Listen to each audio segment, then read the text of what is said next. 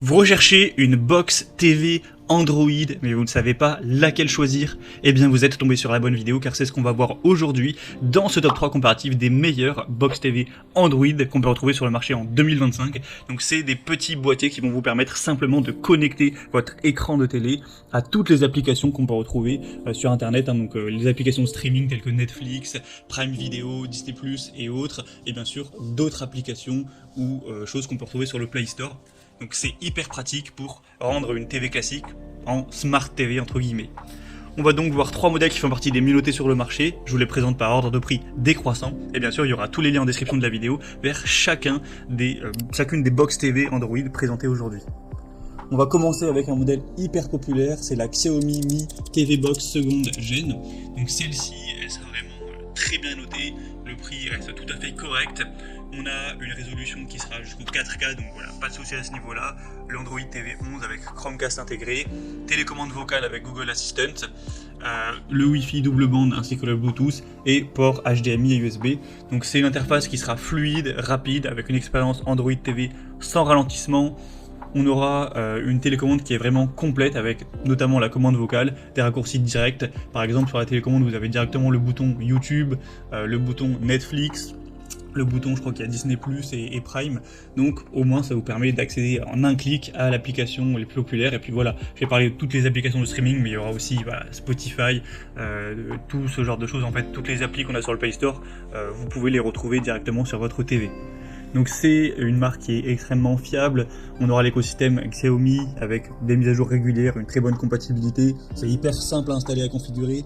Même sur cette chaîne, j'ai fait une vidéo où je déballe le produit et je l'installe. Ça prend littéralement 10 minutes et je suis prêt à regarder Netflix 10 minutes après. Vous pourrez voir si ça vous intéresse. Donc après, le stockage interne peut être limité, donc faut pas mettre des applis trop lourdes. Je crois que c'est 8 Go. Et il n'y a pas de port Ethernet, c'est uniquement par Wi-Fi avec un seul port USB. En tout cas, c'est un modèle qui est très solide. Vous pourrez voir plus d'infos, ce sera le premier lien en description de la vidéo. Une deuxième box TV Android que je vous présente, c'est la Thomson Streaming Box 240. Donc celle-ci elle aura plus ou moins les mêmes points techniques, résolution 4K, Android TV 11, Chromecast intégré, télécommande vocale. La télécommande est assez similaire que la Xiaomi, sauf qu'elle est un peu moins minimaliste. Ça peut être vu comme un moins ou comme un plus. Le plus, c'est que vous aurez par exemple les touches pour la TV, voilà, les touches des chaînes, mais certains vont pas forcément l'utiliser, donc ça peut être en trop, mais pour certains ce sera très pratique de les avoir. Donc voilà, vous de voir ce que vous préférez. Le prix sera assez similaire au final à la Xiaomi, il n'y a pas de très grosse différence. C'est une télécommande donc très complète. Il y aura un peu plus de connectique que le modèle qu'on a vu avant. Il y a deux ports USB cette fois-ci. On aura une connexion internet qui est disponible, contrairement au modèle précédent. Une interface Android TV qui est classique mais intuitive. Donc c'est peut-être un modèle qui sera moins fluide que de plus grandes marques, un peu moins peut-être réputé. D'ailleurs les avis clients sont un petit peu moins bons que pour la Xiaomi, ça fait une différence, mais ça reste un produit qui est fiable et solide, donc pourquoi pas. Et on va terminer avec la box TV Android Strong, le modèle Leap S3.